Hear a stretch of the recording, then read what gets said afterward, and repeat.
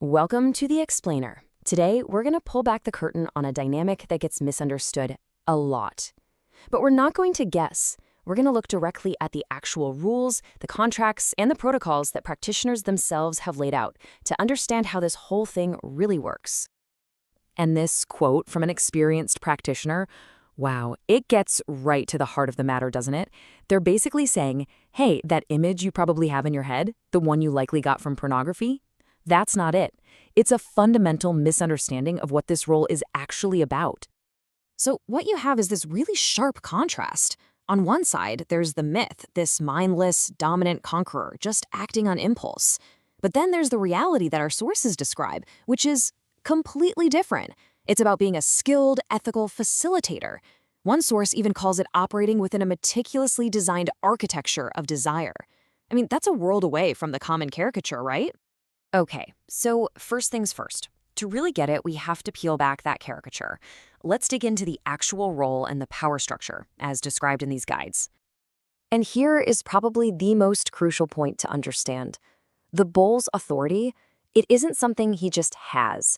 It's not about being some kind of alpha. No.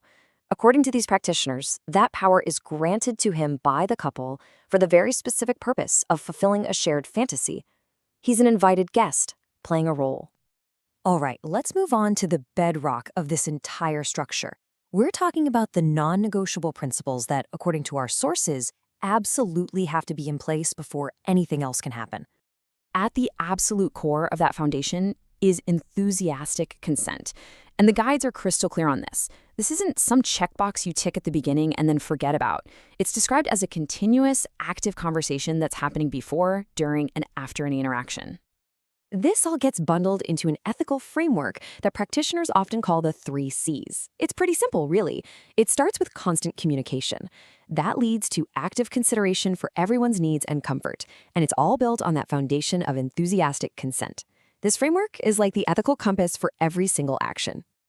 And this brings us to a really fascinating paradox in the bull's role. See, he's in the dominant position, right? But his primary job is to act as a guardian of the couple's pre-agreed rules. He's there to enforce the boundaries they set, sometimes even protecting them from themselves in the heat of the moment. Okay, so with that foundation set, let's dive into the nitty-gritty, the specific practical rules that the sources say bring this whole dynamic to life in a safe and structured way. And believe me, the sources get incredibly specific here. They detail these different archetypes the husband might play. And as you can see in this table, each role comes with a crystal clear set of responsibilities before, during, and after an encounter. It's not vague, it's a carefully managed progression from just passively observing to actively participating, but always, and this is key, only when explicitly instructed. Now, the guides place a huge emphasis on this next part, aftercare. They call it the single most important practice for the long-term health of the dynamic. And we're not just talking about cuddling. It's a structured protocol for everyone involved, designed to help them navigate the intense emotional aftermath.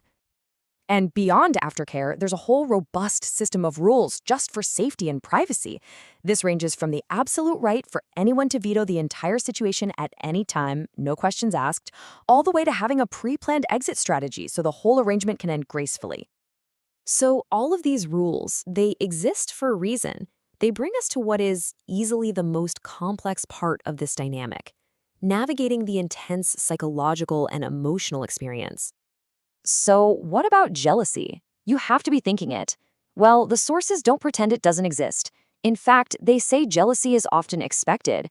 The goal isn't to eliminate it, but to consciously channel those difficult emotions into arousal, all within that safe, consensual framework. And this chart does a pretty good job of visualizing that complex emotional cocktail that practitioners describe. It's a blend of raw arousal, sure, and feelings of erotic humiliation, but also, crucially, something called compersion.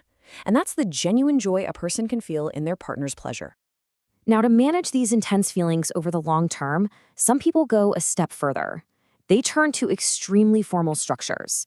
Yeah, we are talking about detailed written contracts that, while they aren't legally binding, are designed to create an explicit and sometimes irreversible shift in power.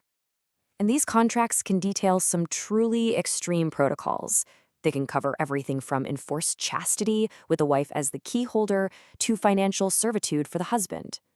They might grant the bull the authority to command and punish, and even dictate strict rules of address, like using honorifics like ma'am or sir.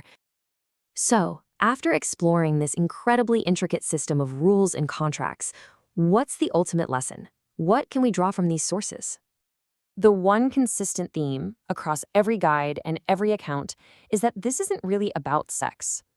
At its core, this extreme case study is described as an intense, high-stakes exercise in relationship engineering. It's about radical communication, trust, and boundary negotiation. And that leaves us with a final thought. When you examine the rigorous protocols of a dynamic that is this extreme, what surprising insights might we gain into the universal principles of communication, trust, and consent? The very things that govern all successful partnerships, no matter what they look like.